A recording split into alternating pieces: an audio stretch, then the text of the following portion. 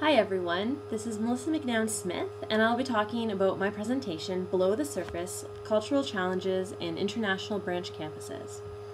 So, to start off with, this picture of these lovely students here is from Waterloo's Dubai campus at the last fall orientation.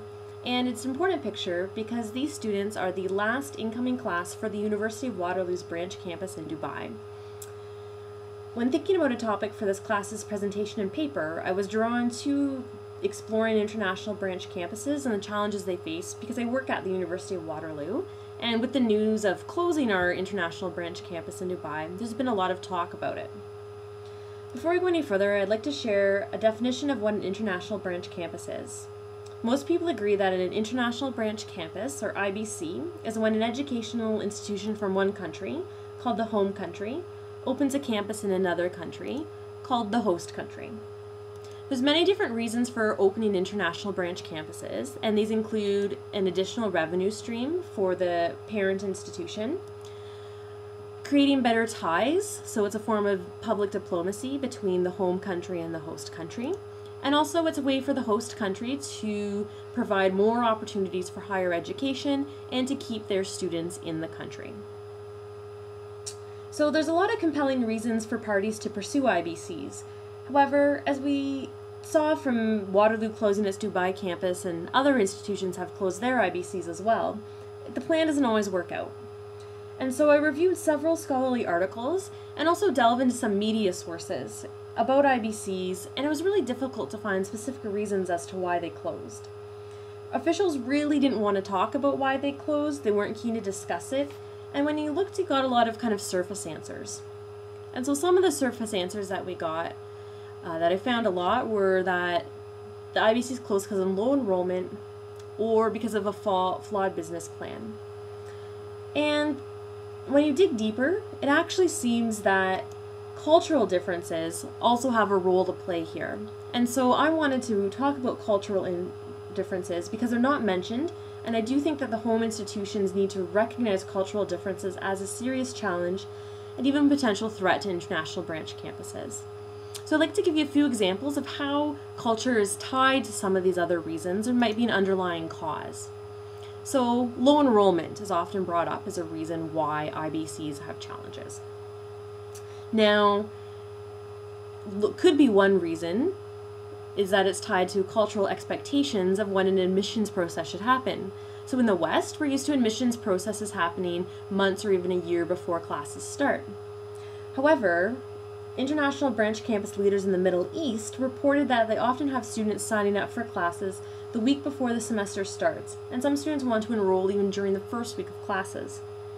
So this kind of mismatch between the different expectations of when you enroll and sign up and go through this process is an example of how cultural differences might underlie the reasons for low enrollment numbers.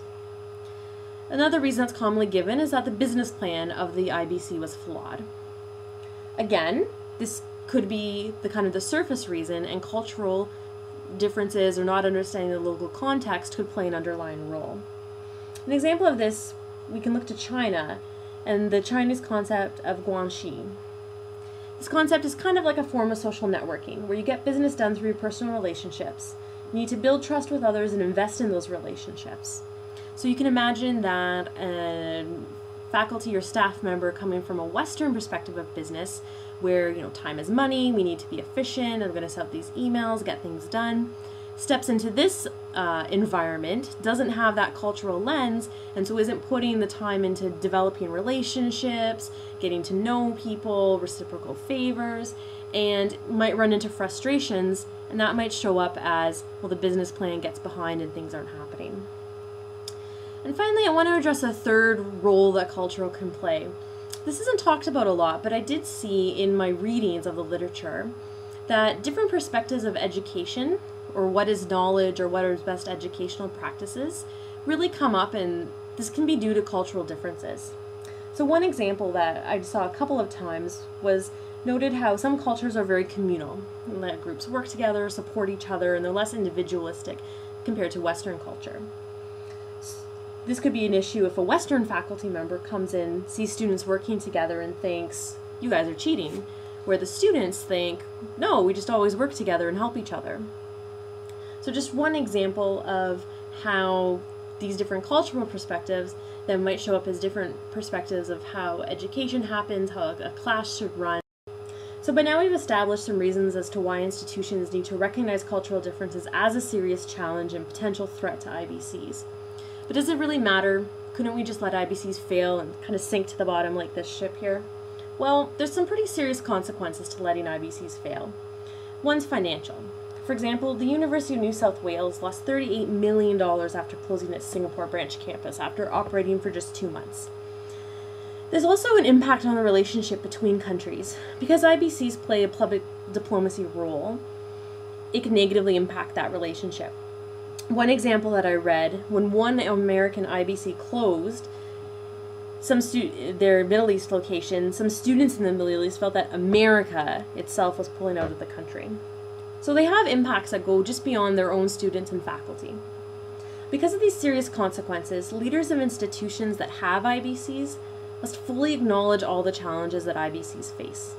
This includes moving past standard explanations and recognizing the role that cultural differences and misunderstanding the local context can play. Only when we understand these differences and challenges can they be addressed. Some questions I had, but I didn't have time in my paper to get to, are IBCs really the best way or to internationalize, or because there's challenges, should Western institutions pursue other methods of internationalization? And by setting up branch campuses, are Western institutions colonizing the higher education system of host countries? So I look forward to hearing your thoughts on these in the discussion, and here are my references. Thanks.